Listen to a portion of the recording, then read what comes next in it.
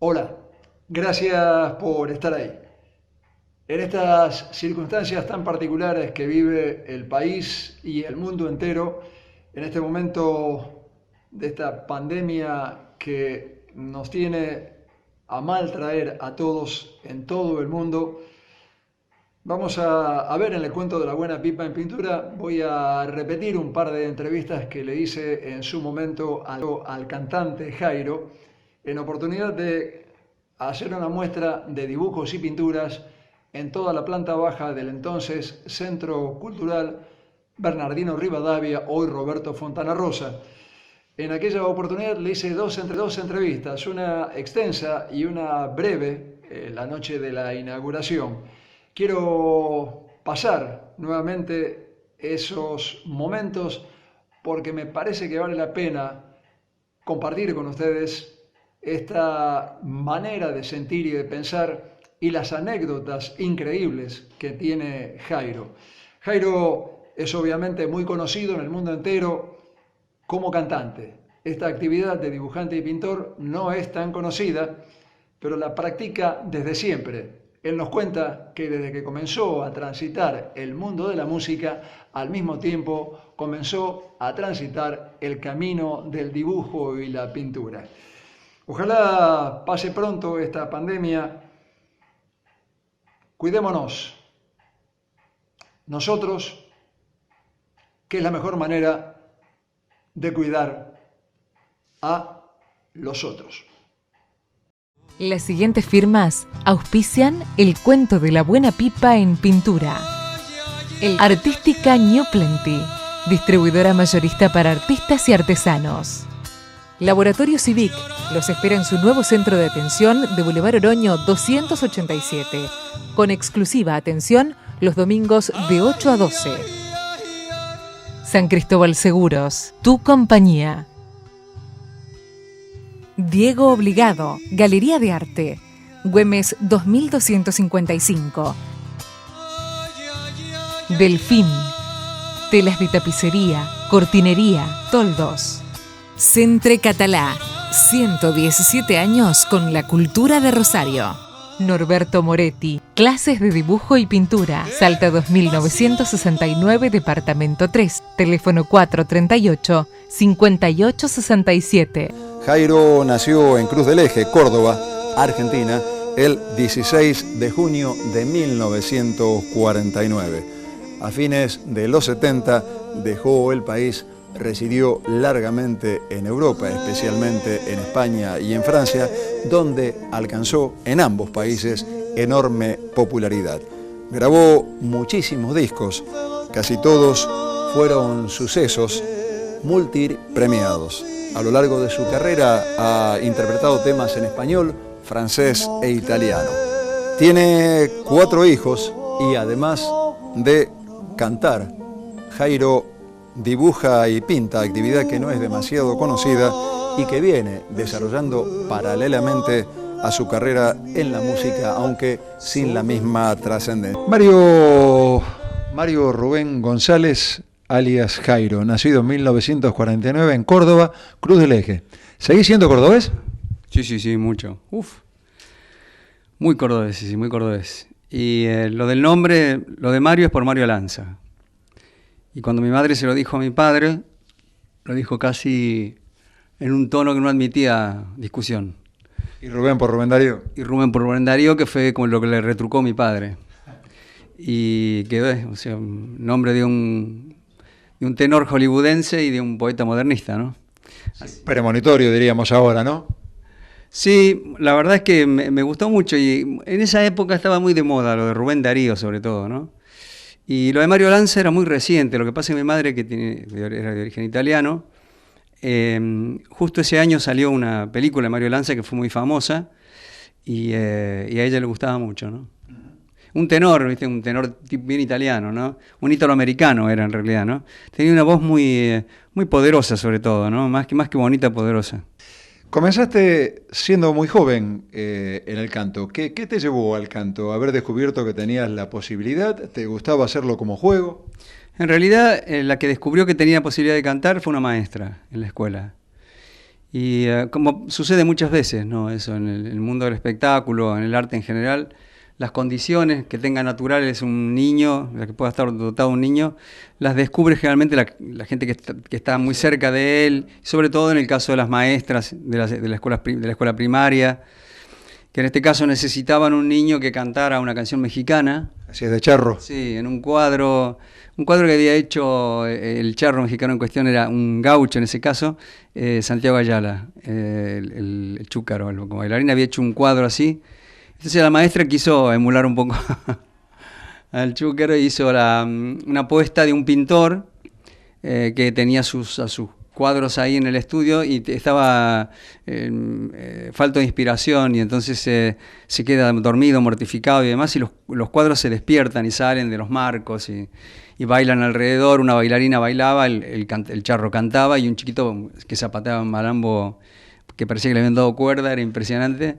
Y bueno, y en este caso la maestra que organizó todo me eligió a mí para hacer el papel de pintor, no para cantar. Otra premonición. Y resulta que el chiquito que tenía que cantar se enfermó, le agarró una, qué sé yo, no sé, una faringitis, no sé lo que tuvo. La cuestión es que yo creo que es el destino que metió la mano ahí. Y bueno, y a mí me preguntaron si sabía, y yo no sabía que sabía, así que me probaron ahí. Había cantado apenas cosas con el coro en esa época. Los coros en las escuelas eran muy importantes, y sobre todo porque difundían mucho la música folclórica argentina, y hacían cantar a los chicos zambas y cosas. Era muy bonito los coros infantiles en todas las escuelas. ¿Y cuánto duró ese tema de ser el cantante, el charro en el colegio? ¿Fue esa fiesta o hubo más? No, a partir de ahí soné. ¿El charro clásico? Sí, no, soné porque a partir de ahí ya era la figurita repetida. ¿Era eso o te hacían dibujar el cabildo para las fiestas patrias, no? Sí, también, sí. Fui el dibujante de la escuela durante todo el tiempo que estuve, y el cantante también. Es decir, que mis dos vocaciones, digamos, las dos vías por las que encaucé mi vocación artística, está muy claro que empezó muy temprano, ¿no? Y hacía las fiestas patrias, exactamente. Sí, lo que más me gustaba era dibujar las columnas así cruzadas de la casita de Tucumán, ¿no? De la puerta. Y después, para cantar, bueno, en todas las fiestas patrias, ¿no? Eso me valió, qué sé yo, las otras madres estaban un poco celosas. Hay un grupo de madres un poco celosas porque me trataban muy bien, me hicieron abanderado enseguida de la escuela, y muchos decían que era porque cantaba y porque dibujaba. Y había un poco de eso, me imagino, ¿no? ¿Eras buen alumno o no? ¿Había razón? No, era buen alumno, era un muy buen alumno, sí. Siempre fui buen alumno. Pero al margen de eso, lo otro jugaba también. Es decir, lo otro tenía su importancia seguramente para las maestras, que en este caso la que me hacía cantar o las que me hacían dibujar, ¿no? ¿Esto te fue señalando una carrera? ¿Te fue indicando por dónde tenías que andar? Porque tiempo después formaste un grupo de rock, de Twister Boys. Sí, en realidad mi primera orientación, digamos, que era muy vacilante todavía porque era muy chiquito, era la de imitar a mi padre. Es decir, yo quería ser ferroviario, ¿no? Porque yo veía a mi padre cómo se levantaba para ir a trabajar por la mañana muy temprano, y había en sus gestos, eran gestos repetidos durante todo el año, en la cocina, mi madre se levantaba, el aroma del café, la cosa esa. Yo recuerdo muy bien, todo eso se me ha quedado mucho en la cabeza, y en ese momento nadie podía convencerme lo contrario. Yo tenía que ser ferroviario, sí o sí, porque veía que él amaba mucho ese trabajo, ¿no? Bueno, yo soy de Cruz del Eje, que era un pueblo netamente ferroviario, ¿no? Y entonces, después esa vocación cambió porque empezaron a llegar los misioneros, los curas, y entonces yo tenía dos tías que eran muy beatas. Eran muy beatas, estaban todo el día en la iglesia, hablaban de eso, eran casi monotemáticas, y más o menos me introdujeron en el mundo del misterio, ¿no? Bueno, el rock con los Twister Boys me vinieron a buscar los chicos, unos chicos en Cruz del Eje. En esa época no había muchos grupos, conjuntos de rock and roll. En Córdoba había 2 o 3, creo. Estaban los Teenagers, y estaban los Crazy Boys y los Anders. En fin, había 3 o 4 grupos. Y nosotros decidieron 2 chicos más grandes que yo, tenían 18, 19 años, y yo tenía 12 años nada más, o 13 años, porque empecé la escuela secundaria, 13 años. Y ellos me vinieron a buscar para que cantara, como yo cantaba en las fiestas de la escuela, ya me conocían que cantaba, y me pedían prestado de las otras escuelas, o sea que se había difundido un poco en Cruz del Eje. ¿Cómo te fue con el rock? ¿Cómo te fue cantando rock, digo, no? No sé, ¿sí? Sí, muy bien, hacíamos covers, por supuesto, ¿no? Hacíamos covers de las canciones traducidas al castellano de Little Richard, qué sé yo, las canciones más conocidas, ¿no? También los que habían hecho muchos covers fueron los Teen Tops, el grupo mexicano con Enrique Guzmán, que era el cantante, y cantábamos muchas canciones de ellos, ¿no?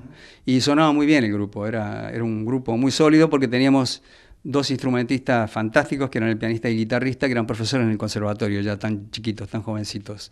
Eran unos músicos extraordinarios, siguen siendo. Uno de ellos ya no toca, pero el guitarrista era un líder extraordinario. Tenía el academicismo del que carecíamos los demás, ¿no? Pero teníamos, nosotros, por otro lado, los más chicos, teníamos el entusiasmo, ¿no? Y entonces me fue muy bien, estuvimos bastante tiempo y tengo algunas... De repente me arrepiento un poco de no haber grabado nunca un disco con ellos. Me hubiera gustado en un momento dado que quedara un registro sonoro de esos días, de esos momentos que vivimos, que fueron momentos muy, muy bonitos, muy de descubrimientos y de... Las primeras grabaciones fueron en Buenos Aires, también tempranamente, pero en Buenos Aires ya. En Buenos Aires, sí. ¿Participaban en certámenes, iban a las radios? No, cantábamos en bailes y hacíamos bailes y actuaciones y nos seguía mucha gente. Y veníamos era un raro un grupo de rock and roll. En el norte de Córdoba era el único grupo que había. Y de repente íbamos a cantar a Dianfunes, a Capilla del Monte, a La Falda, todo eso. Y venía gente de distintos pueblos a vernos, chicos jóvenes. ¿Y cómo se manejaban tus padres con eso, siendo vos tan pibe? Mis padres siempre me dejaron volar muy libre, siempre, siempre. Y es algo que por un lado les agradezco muchísimo, porque eso me ha permitido desarrollar mi propio instinto también, en lugares que en ese momento era muy bonito y era todo muy cándido, pero hay otros lugares que eran un poco más complicados y más... Sí. Y bueno, y he sabido más o menos dirigirme bastante bien, he llevado bastante bien el timón, de eso siempre lo decía mi madre, y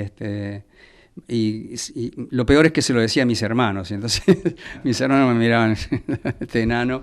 ¿Cuándo se da el salto? ¿Cuando le dan un premio al Canal 12 de Córdoba, el premio Martín Fierro, vos cantás e inmediatamente te dan un contrato por un año con Canal 13? Canal 13, sí, Canal 13 de Buenos Aires me ofreció un año de contrato y me fui a Buenos Aires.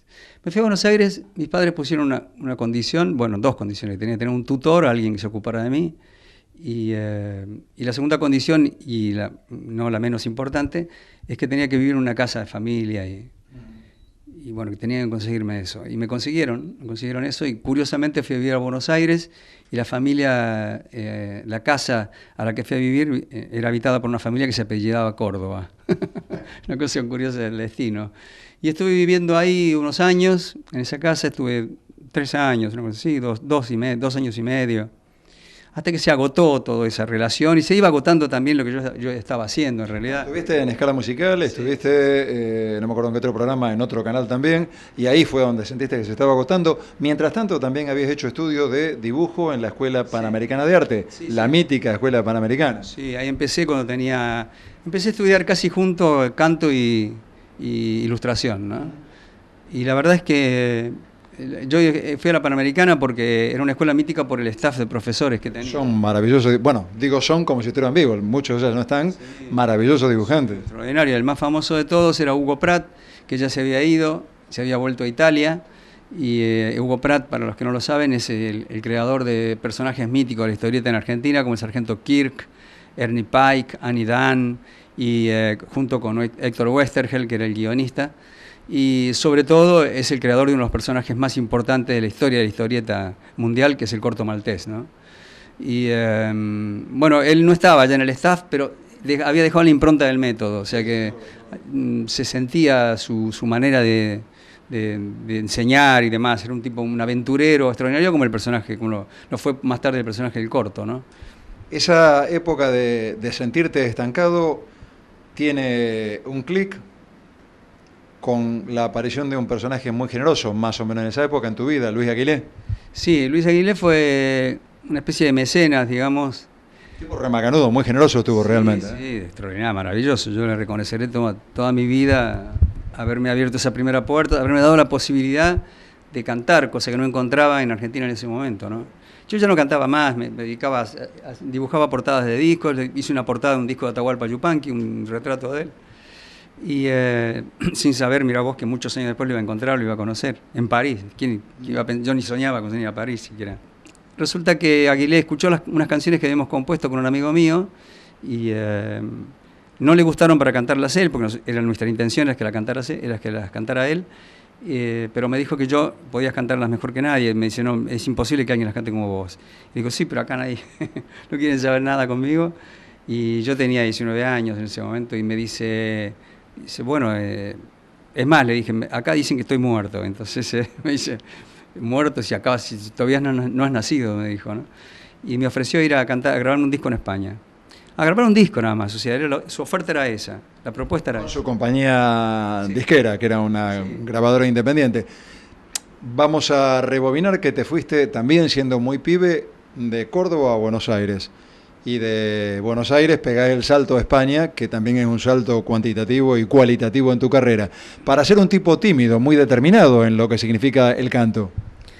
Las cosas me fueron llevando por ese lado, es decir, yo no hice mucho esfuerzo tampoco, ¿no? Incluso cuando me ofreció las dos posibilidades, me dijo, bueno, yo te ofrezco grabar un disco en España o grabás un disco acá en Argentina, yo comprometo a la gente de la compañía discográfica, en ese momento era CBS, que ahora es Sony, ¿no? Para que graben un disco acá con estas canciones. Y si yo lo produzco con ellos, no te preocupes por eso. O sea, para mí era tocar el cielo con las manos, ya que estaba consiguiendo en un rato lo que no había podido conseguir en años. Y entonces, cuando me ofreció esas dos posibilidades, yo le dije, no, me dijo, pensalo, y yo le dije, no hace falta pensarlo, me voy a España, le dije. Porque hay una edad en la que uno tiene cierta pasión por lo desconocido, por la aventura, no sé cómo llamarlo, ¿no? Uno cuando es joven, cuando es muy joven en este caso, tiene necesidad de encontrar cosas que nunca ha visto y demás, ¿no? España, que no estaba en los planes de nadie, pasó a ser la primera opción de todo, ¿no? Para mí.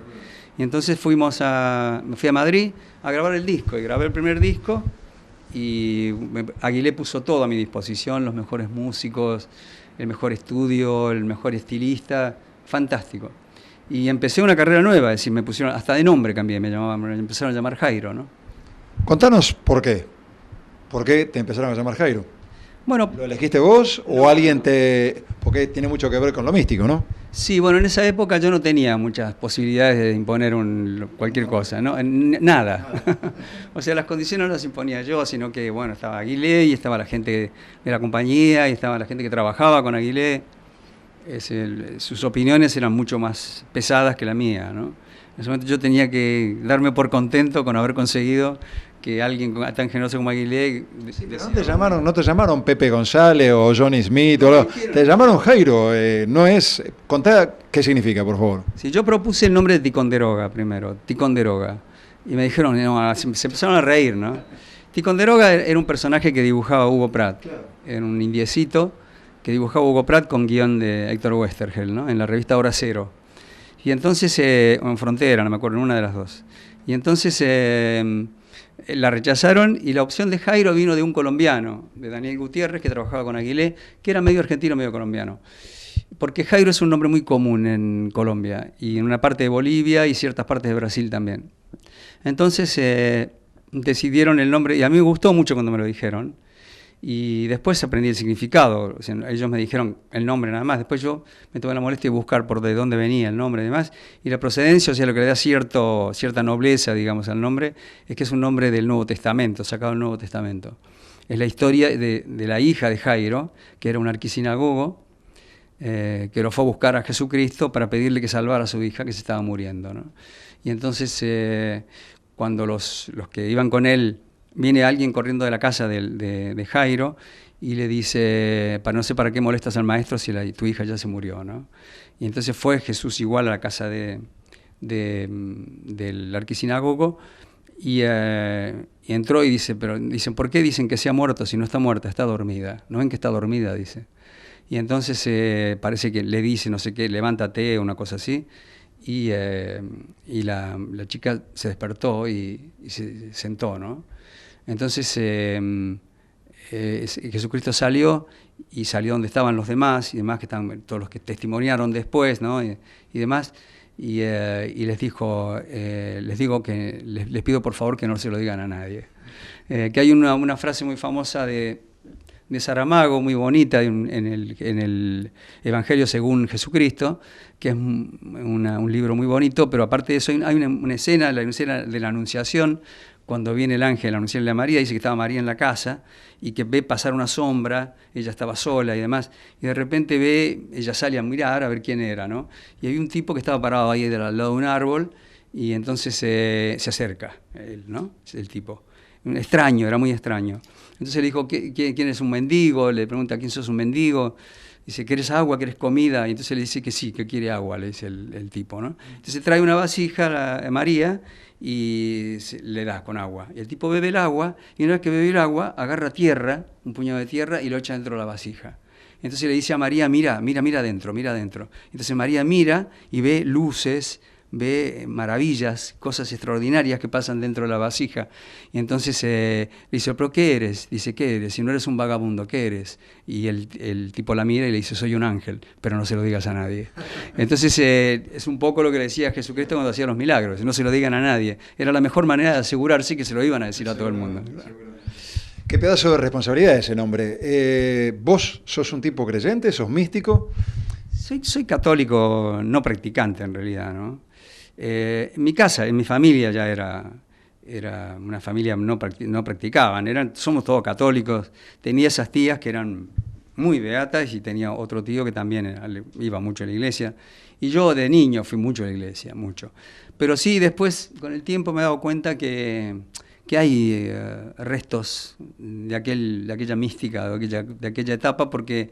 La cultura que te fue transmitida, casi impuesta. En el inconsciente quedó algo, porque mi primer disco grabado en la Argentina, después de volver de Europa, se llamó Cielos. Después hubo otro disco que se llamó Estampitas.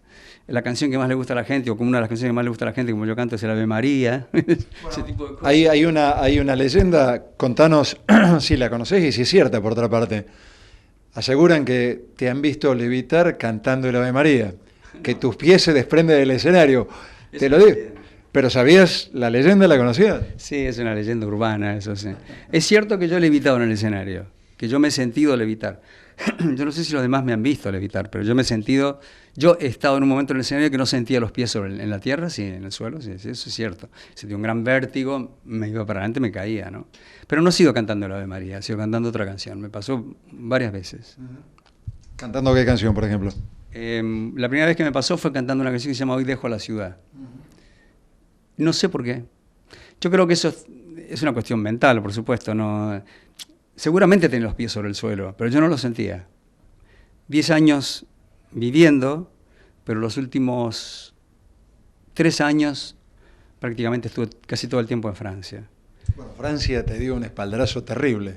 Sí. O sea, te brindó las mejores oportunidades, tanto en cuanto a lugares donde cantar, en cuanto a la gente con la que compartías el escenario, grandes nombres, Trenet, Becot, gente como Jerry Lewis, Ginger Rogers. Sí, te sabes todos los nombres. Sí, el otro día lo vi a Jerry Lewis en una serie de televisión y está viejito. Y yo cuando lo conocí estaba tipo en plenitud. Yo actué con él y con otros artistas. Estaba también Charles Aznavour esa noche, Ginger Rogers, estaba Dalida, no me acuerdo, éramos Sacha Distel también, que era muy amigo. Éramos varios porque el Moulin Rouge, el famoso cabaret de la Belle Époque, cumplía 90 años. Y entonces hicieron una gala especial en beneficio para juntar benéfico para la UNICEF, para juntar dinero para UNICEF. Y se transmitió por Mundovisión, en esa época no existía internet y todas esas cosas. No era tan fácil que te vieran en todos lados. Bueno, esa era una cadena que existía que se llamaba Mundovisión, no sé si existe todavía. Y bueno, y ahí actuó Jerry Lewis. Y vos sabés, cuando lo vi, el tipo estaba... Yo dije, este tipo estaba con una copa, el tipo, ¿no? Champagne, vino, no sé lo que era. Yo dije, este tipo está borracho, ¿no? Yo dije, ¿cómo va a ser para salir al escenario así como está, no? Pero no sabía si era una broma o si en serio estaba beodo, borracho. Y el tipo, la cuestión es que el tipo, cuando lo anunció, Peter Ustinov, era el maestro de ceremonias, digamos, el que presentaba, dijo Jerry Lewis, y salió el tipo, se fue por un costadito, corriendo. Y entró al escenario corriendo. Y el escenario de Moulin Rouge no era muy grande en ese momento, por lo menos para esa gala, como lo habían preparado, no era demasiado grande. Y de rodillas, se puso de rodillas y fue patinando como de rodillas así, hasta el borde del proscenio, o sea, casi teniendo la gente acá, ¿no? Estaba todo preparadísimo, ¿no?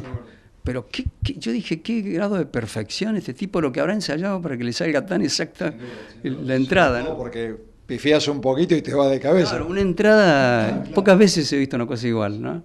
Bueno, sí, he tenido suerte en Francia de conocer mucha gente así.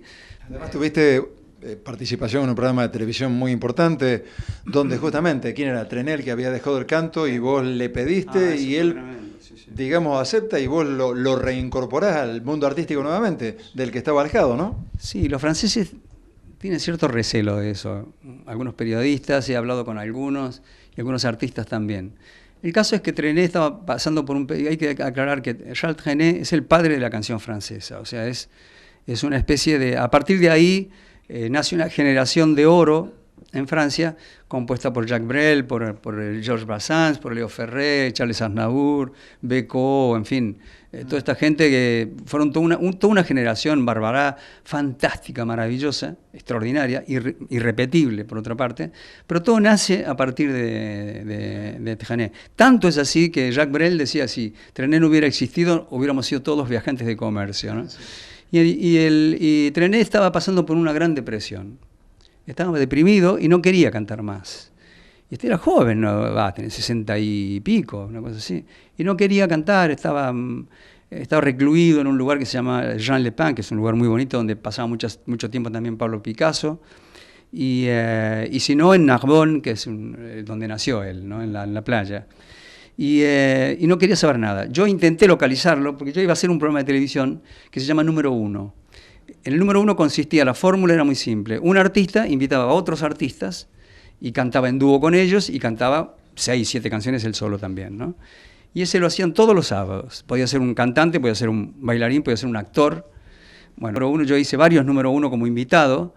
El Número 1 de Enrico Maciel, el Número 1 de Dalida, el Número 1 de Nana Mouskouri, el Número 1 de no me acuerdo, Sacha Distel también. Y entonces un día me ofrecieron hacer mi propio Número 1. Y entre los artistas que yo quise invitar, puse en la lista, estaba Charles Trenet. Me dijeron, no, está retirado, me explicaron lo que te dije antes. Y yo dije, bueno, yo quiero hacer un intento, por lo menos, ¿no? Yo hablaba muy mal francés, hablaba más o menos. Y entonces lo llamé por teléfono.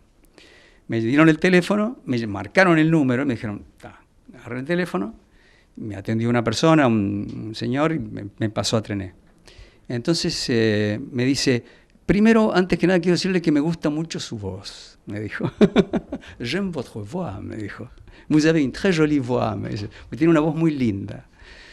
Digo, muchas gracias. Y sobre todo, me dijo... Empezaste con el pie derecho, digamos. No, ya entré matando. Entonces, y me dice, y además, dice, una cosa muy importante tiene usted para mí, dice, que es argentino. Dice, porque yo he vivido mucho tiempo, he estado mucho tiempo en Argentina, en la época de la guerra y en la posguerra, y además he pasado mucho tiempo en Argentina, donde me bautizaron el muchacho de París.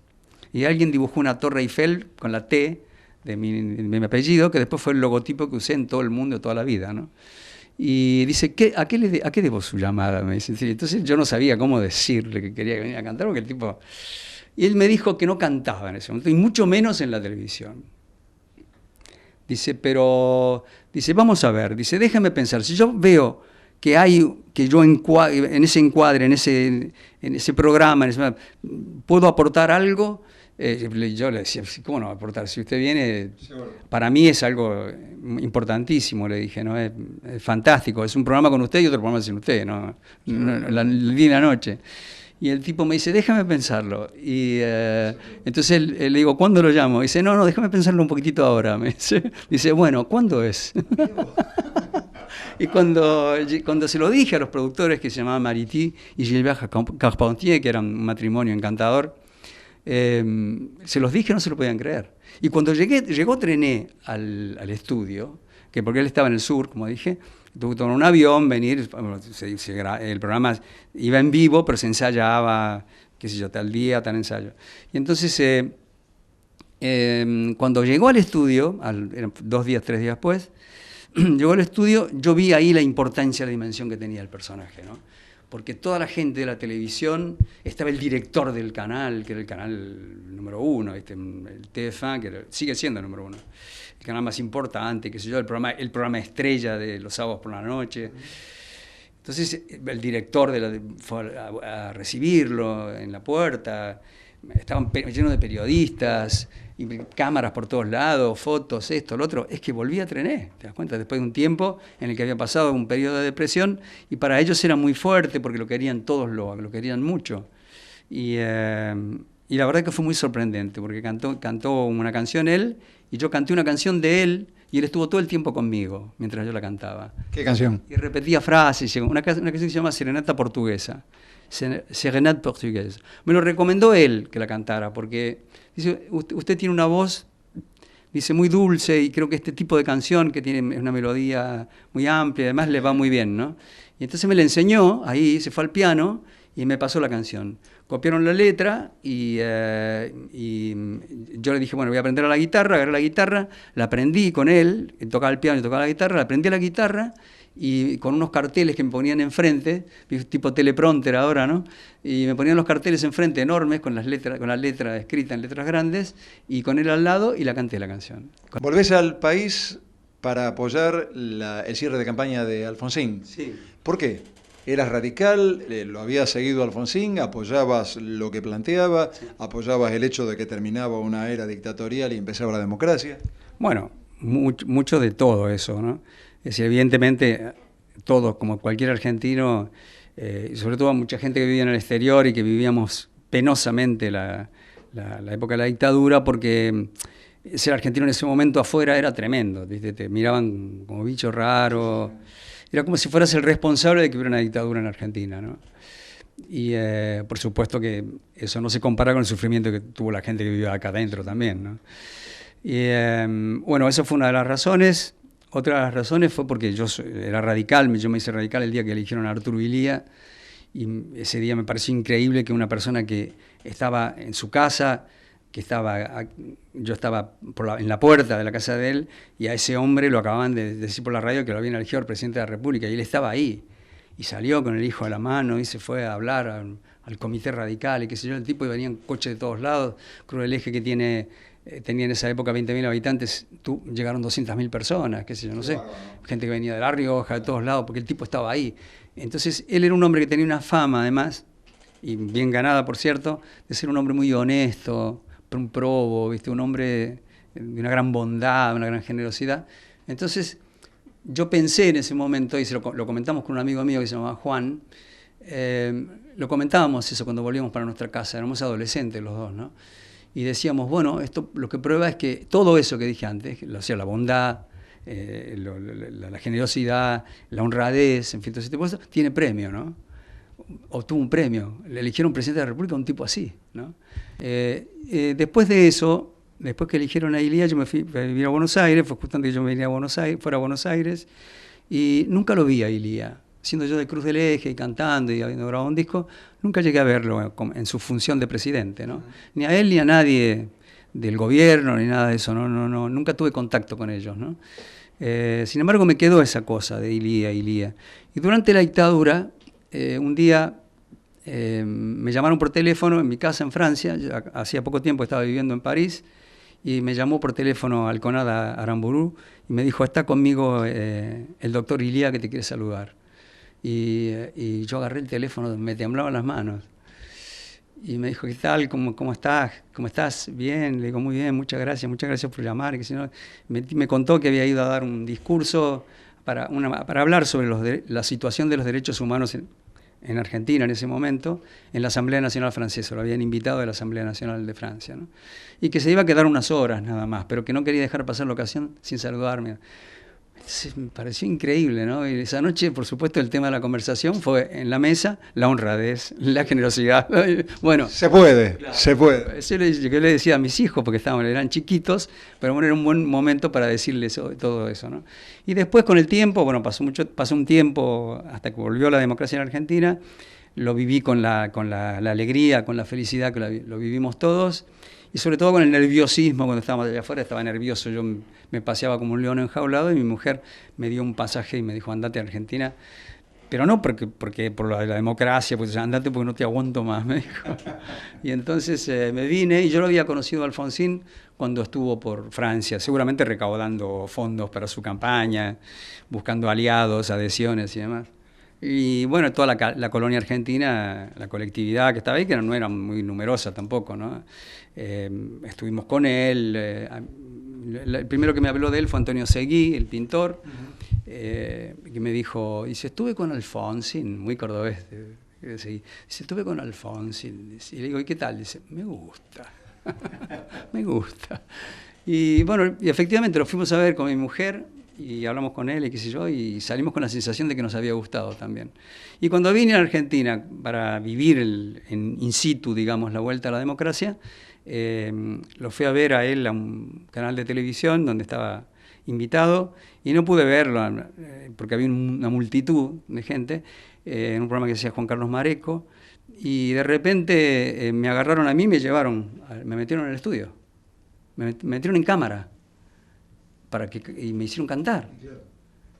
Y estaba la familia Alfonsín, y estaba Alfonsín nada más. Y una multitud que gritaba, unos tipos que gritaban, todo abarrotado el estudio. Y yo no sabía por qué. Y me lo explicaron después, muchos años después, me lo explicó Juan Carlos Mareco. Dice, ¿sabes qué pasaba? Dice que ese día Alfonsín estaba completamente afónico. Casi no podía hablar como efecto, como consecuencia a causa de la campaña, ¿no?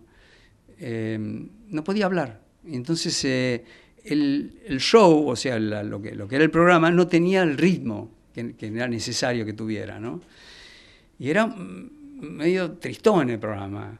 Y entonces, ¿Qué cantaste? Entonces me enteramos que estaba por acá, y Horacio de Dios me fue a buscar, y canté La Milonga del Trovador, canté Es la Nostalgia, que me dijo el hijo que estaba ahí, Raúl Alfonsín, que era muy jovencito, me dijo que le gustaba esa canción, y canté La Milonga Es la Nostalgia. Canté 2 o 3 canciones, ¿no? Pero muchos años después me enteré por qué en ese programa, que era tan importante y en final de campaña, ese hombre no aprovechaba mejor para hablar justamente, ¿no? Estaba viendo el país y demás, ¿no? Y Mareco me lo explicó por eso, porque estaba muy afónico, y así fueron las cosas. Y ahí me dijeron, me preguntaron si quería cantar en el acto de cierre de campaña en Buenos Aires, y yo le dije que sí, pero se los dije sin tener en cuenta que no tenía ni idea de lo que se puede cantar en un acto de esa naturaleza, ¿no? No es un espectáculo, ¿no? Es mucho más que eso, ¿no? Sobre todo en esa circunstancia argentina. Y la llamé María Elena Walsh, que es muy buena consejera. María Elena siempre fue buena consejera conmigo, fue fantástica, una gran amiga. Y entonces me dice, bueno, primero me alegro que estés acá, me dice, ¿no? Y segundo, vamos a ver, dice, cantá las canciones tuyas, conocidas, y La Milonga del Trovador, esa del Trovador, dice que habla de vos, una canción que estaba muy de moda que se llama Nuestro amor será un himno, juntos iremos con las golondrinas. Bueno, esa canción se prestaba mucho a la ocasión, qué sé yo. Pero me dice, pero ahí tenemos que encontrar una canción que marque el evento, me dice. ¿Qué canción? ¿A vos se te ocurre alguna? Y le dije, no. Y ella me dice, a mí tampoco, vamos a pensarlo. Cuando tengamos una canción nos llamamos.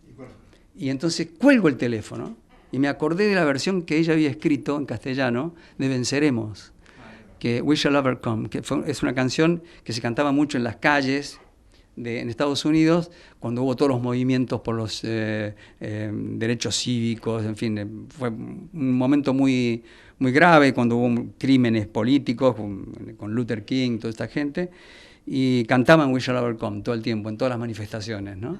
Y yo me acordé que yo tenía el disco cantado, donde la cantaba Joan Baez, ¿no? Y entonces me acordé de eso, y dije, venceremos, la versión de María Elena. Acabo de hablar con ella, agarré el teléfono, marqué el número, y del otro lado María Elena levantó el tubo y dijo, venceremos. ¿La pintura qué lugar ocupa en tu vida? Porque comenzaron juntos con la música. ¿Sigue ocupando ese lugar de importancia? Has hecho una muestra en el Rivadavia con dibujos, con pinturas, donde están presentes estos personajes. Está Borges, estaba todo mi entorno, todo tu entorno, sí. Desde un lugar por momentos impresionista en las pinturas, por momentos surrealista. Está Gardel también. Yupanqui, exactamente. ¿Qué porcentaje de tu tiempo, de tu vida, de tu esfuerzo? Bueno, en realidad mucho menos de lo que yo desearía, porque muchas veces tengo ganas de pintar y no lo hago. Cosa que, por ejemplo, con la música no puedo hacer, porque la música es mi profesión. Entonces estoy enteramente dedicado a eso. Lo otro es un camino paralelo, digamos, Y bueno, hay veces que sí me agarran ganas de pintar y voy y pinto, ¿no? Y lo hago. Y entonces, pero siempre he pintado, nunca he dejado de hacerlo, ¿no? ¿Hay vida después de la muerte? Vos sabés que yo no me lo planteo como en el nivel esperanza, digamos, ¿no? Espero que haya vida después de la muerte. Eduardo Poncé, un gran pensador, digamos, que ha sido todo, periodista, profesor de todo, catalán, el otro día lo escuché contar, algo maravilloso. Es que vi un graffiti en una universidad en Estados Unidos y el graffiti decía: hay vida antes de la muerte. Y me pareció tan interesante porque estamos tan obsesionados pensando si hay vida después de la muerte, y eso tiene que ver la religión, en todo eso, en fin, en crear ese tipo de cosas, y esas expectativas, digamos, ¿no? De pensar que, bueno, en la próxima vida nos vamos a juntar, vamos a ver Central News, qué sé yo, ¿no? Un clásico. ¿Por qué no aprovechar ahora? Sí, exactamente. En realidad, lo que hay que aprovechar es que nos olvidamos a veces de que hay vida antes de la muerte y que tenemos que vivirla, ¿no? Y vivirla de la mejor manera posible. Rosario, estás haciendo una muestra que es casi una exclusividad para nuestra ciudad. No es del todo una exclusividad porque ya hiciste una muestra de estas características hace un tiempo. ¿Dónde? Parecida, en el Centro Cultural Recoleta en Buenos Aires, pero no es la misma muestra en realidad, porque las características, digamos, físicas, tal y como están puestas aquí, de acuerdo a los deseos de la curadora de la exposición, que es mi propia hija, Lucía, es distinto, ya hay una diferencia marcada en algunas cosas, ¿no? Y hay más obras acá también. ¿Qué te decidió a mostrar esto? Porque durante toda tu vida lo estuviste haciendo. Yo tengo un disco tuyo, los poemas de Borges, de no sé qué, década del 70 debe ser, que ya contenía en la cubierta y en el interior varios de estos dibujos. ¿Qué te decide ahora a mostrarlos públicamente? Bueno, en realidad esta obra que hay acá, casi toda está en mi casa, o la tienen mis hijos en sus casas, o hemos recuperado un par de obras de un par de amigos que los tienen también, pero yo siempre he pintado, siempre, toda la vida he dibujado, he pintado y he tratado de no quedarme atrás, a pesar de que, por supuesto, mi profesión es la música, digo a pesar, mi profesión es la música, pero bueno, no he querido dejar de lado el hecho de pintar y dibujar. Creo que, aunque son paralelas las dos cosas, hay una relación. Es una forma de expresión en cualquiera de los dos casos. Claro que sí. Y lo que me decidió a presentarlas o a presentarlas públicamente, me convenció mi hija. O sea, partiendo de eso, empezó a pensar una muestra a partir de mis trabajos y me convenció ella misma. Un día me puso papeles sobre la mesa y me dijo: papá, mira, estoy pensando en la exposición de tus cosas, y me la mostró cómo sería la exposición y le dije: dale, me encanta. ¿Autodidacta o estudiaste? Estudié, pero hay mucho de autodidacta, ¿no? En eso sí, hay mucho de autodidacta. Creo que hay cosas que hemos dejado tal y como estaban, por supuesto no hemos tocado estas cosas, hay obras de los años 70, otras de los 80, otras mucho más recientes. Te iba a preguntar, precisamente, hay una diferencia marcada, notable, entre lo que es blanco y negro, entre lo que es dibujo y el color. ¿Se debe a la época en que lo pintaste? ¿Se debe a una disposición diferente al enfrentar el soporte con otra materia? Bueno, en este caso, en el caso de los dibujos estos concretamente, estos que están en la entrada, son dibujos que yo hice para poemas de Borges y para ilustrar cada uno un poema de Borges, en un trabajo que hice discográfico. En realidad se hicieron para ser reducidos, para ser chiquititos. Y en ese momento yo estaba muy metido con el dibujo lineal y valorizando las líneas sobre todo, y a partir de eso vayan naciendo las formas y... Entonces, claro, eso hace que el dibujo sea estricto blanco y negro, es decir, no hay tonos de grises. Y después esto habla, Jairo, de una disposición particular hacia las artes plásticas. No es un hobby cualquiera, ¿lo pensás antes de llevarlo a cabo? Sí, aparte me apasiona, me apasiona. Yo creo que me gusta tanto como cantar. Lo que pasa es que, bueno, hay un desarrollo, digamos, de mi carrera de artista como cantante, como músico, que por supuesto ha sido muy superadora, ¿no? Pasó muchas etapas y demás, y el nivel de exigencia que yo mismo me he puesto evidentemente me ha hecho avanzar mucho más rápido. Es decir, el dibujante, pintor se ha quedado un poco relegado, ¿no? En ese sentido, pero en los últimos años he vuelto un poco a la pintura, sobre todo a la pintura. He dejado un poco de lado los dibujos Tengo un carnet de dibujos, siempre ando con carnet de dibujos y siempre pinto y dibujo. Libreta de apuntes. Sí, en realidad de ahí han nacido varios de los cuadros que están en exposición hoy, ¿no? Háblame del color. Bueno, el color para mí es algo fascinante, es decir, el color nace para mí con la obra de los impresionistas. Soy de una generación que ha vivido fascinada por el movimiento de los impresionistas, porque es un movimiento revolucionario, porque precede al modernismo, porque qué sé yo. Yo la primera vez que fui a París, en el año 74, lo primero que hice fue zambullirme en un museo que era el Museo de los Impresionistas, que ahora ya no existe porque las obras de los impresionistas están en el Musée d'Orsay, que era una antigua estación de ferrocarril. Pero bueno, ahí me metí con Monet, Manet, que aunque un poco precede a los impresionistas, también se unió al núcleo, digamos, a ese grupo de pintores jóvenes como Renoir, Sisley, Morisot, que era la única mujer que permitían. Sí, exactamente. ¿Fue tu maestro, fueron tus maestros los impresionistas entonces, Sí, sí. sin quererlo? Mi aspiración es llegar a pintar algún día un cuadro impresionista. Hay uno que tiene bastante de eso, y es un cuadro muy rápido, además, un cuadro pintado como una instantánea, ¿no? ¿Qué te decide a dejarlo y decir ya está listo, lo firmo? No, nada más que... La verdad es que yo no dejaría ningún cuadro. Es como ¿Querías pintando para siempre? un cuadro siempre se empieza y existe el deseo de no terminarlo nunca. Pero bueno, no podés pintar y repintar el mismo cuadro cada vez, ¿no? Porque por ahí además lo que habías logrado bien, en una de esas de tanto insistir, podés ablandarlo, ¿no? Sí, lo que pasa es que también hay una tendencia, he tenido por lo menos una tendencia a que un cuadro me ha llevado a otro. Es decir, en mi casa, yo tengo una casa en Santa Ana, en Uruguay, y vamos mucho ahí. Es una casa modesta, pequeña, y tiene un jardín. Y un día aparecieron círculos en el jardín, que tienen una explicación científica, me dijeron, algo de hongos, no sé qué. Pero eran círculos perfectos, grandes, perfectos, 11 círculos. Y entonces eso te sugiere muchas cosas, ¿no? Ahí en el pueblo que es un pueblo chiquito, me decían que eran extraterrestres. Que nosotros... Vos sabés que hay toda una historia con los crop circles, ¿no? Entonces me dijeron que eran extraterrestres, nosotros éramos algo así como elegidos, digamos, ¿no? Bueno, la cuestión es que los círculos estaban ahí. Nosotros los mirábamos todos los días, digo nosotros, mi mujer y yo. Los mirábamos. Se me ocurrió pintar la parte de adelante de la casa, el jardín, y situar ahí a Monet, como una especie de aparición fantasmal, ¿no? Como si viniera con un halo de luz. Y en ese lugar, por eso se llama Monet en Santa Ana el cuadro, y está sobre uno de los, como sobre un montículo, bueno, es uno de los círculos. Y los cuadros nacen de esa manera, ¿no? O de repente si voy a la playa ahí en Santa Ana y veo a alguien, siempre tomo apuntes, hay un par de cuadros ahí de eso, ¿no? No dejemos el tema todavía, hablamos de los círculos. ¿Estás seguro que tiene una explicación científica? Y bueno, Viste que aparecen en Inglaterra, han aparecido en otros países. es muy raro porque son perfectos. Por eso, y aparecen de una noche a la mañana siguiente. Exactamente, y todos iguales, y todo del mismo tamaño. Y eran 11 círculos en distintas partes del jardín. Es un jardín bastante grande en la parte de atrás. ¿Formaban alguna figura más aparte del círculo? ¿Tenían algún dibujo? Nada más, no tenían dibujo, me fijé. En realidad yo los vi 2 días nada más y después ya los vi cuando ya empezaban a borrarse. Fue cuando pinté el cuadro, ¿no?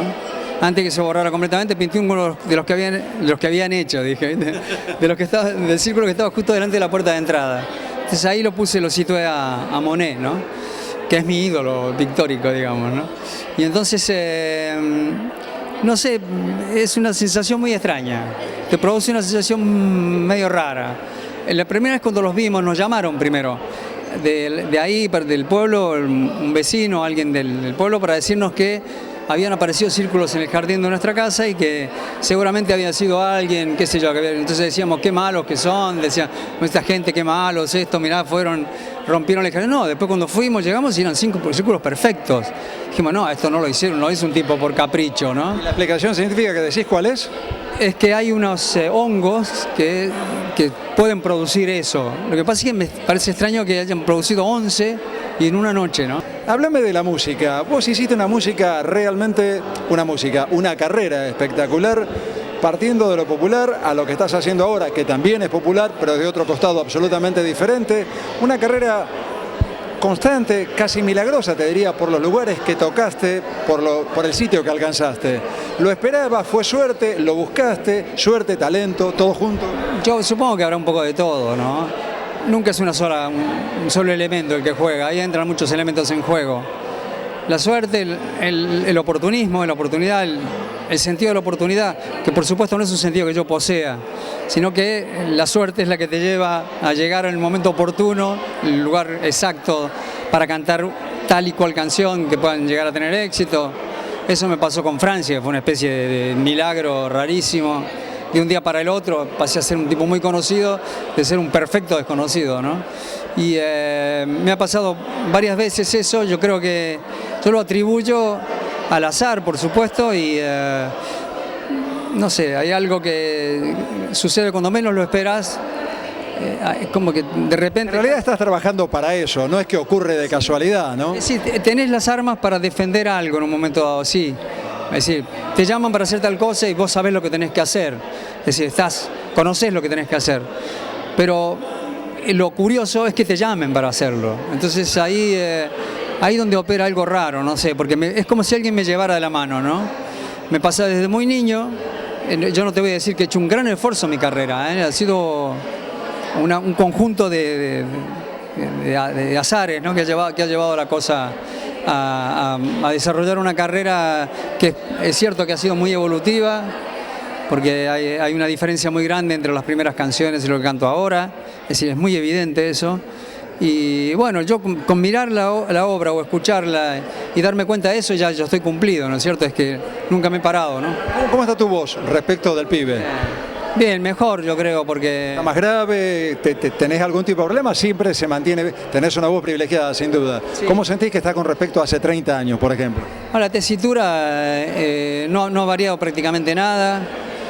Probablemente tenga un poco más de graves, pero sin perder los agudos. Es decir, yo soy un cantante que hace 42 años, 41 años que canto, que grabé el primer disco, y no he tenido que bajar ninguna canción. Todas las canciones las canto siempre en tono original y me atrevo con cosas, ¿no? De repente me dicen cantar tal cosa y de repente es algo hace unos años ni me hubiera atrevido y ahora sí lo hago y salen con no te diré con mucha facilidad, pero con trabajo salen. Si pudieras dejar escrito un epitafio, ¿cuál sería? Que conste que yo no quería. ¿Cómo querés ser recordado? ¿Como un buen tipo o un gran artista? Como un gran artista. ¿Querés explicar por qué? Y porque es muy difícil disociar, en mi caso, el tipo del artista. O sea que no pierdo la esperanza de que la gente dé como una obviedad el hecho de que sea un buen tipo. ¿Qué es el arte para vos? Sea las artes plásticas, sea la música. ¿Qué es en tu vida? ¿Qué fue en tu vida? ¿Cómo lo explicas? Bueno, el arte es mi vida, es mi vida. Yo no sé explicarme sino es a través del arte. Me cuesta muchísimo hablar de otras cosas. Puedo hablar de arte, de pintura, puedo pasarme horas y horas y horas hablando, me encanta. Soy un estudioso de la materia, me gusta mucho, busco, leo, me interesa muchísimo. Me gusta mucho la lectura y demás, pero quiero decir que el arte para mí significa prácticamente el lado más luminoso, digamos, el que la gente puede ver, ¿no? El otro puede tener un lado oscuro como toda la gente, como todos lo tenemos, pero en ese lado oscuro también yo creo que de ese lado oscuro también se nutre algo de lo artístico, ¿no? Si no te hago preguntas, no te hago preguntas. ¿Cómo terminas la entrevista diciendo lo que se te dé la gana? ¿Qué dirías? ¿Qué decís? Gracias, ¿no? Gracias.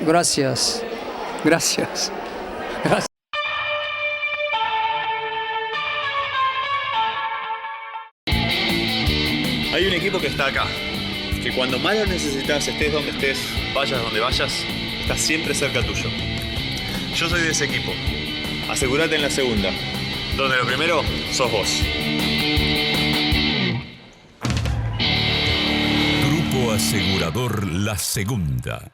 Valía la pena, creo, volver a ver estas notas con Jairo. Jairo el cantante, Jairo el dibujante, Jairo el pintor, Jairo el ser humano.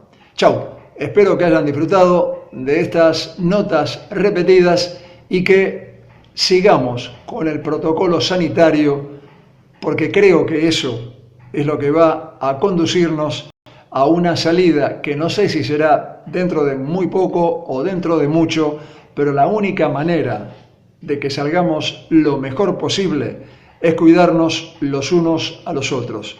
Nos cuidamos nosotros, cuidamos también a los demás.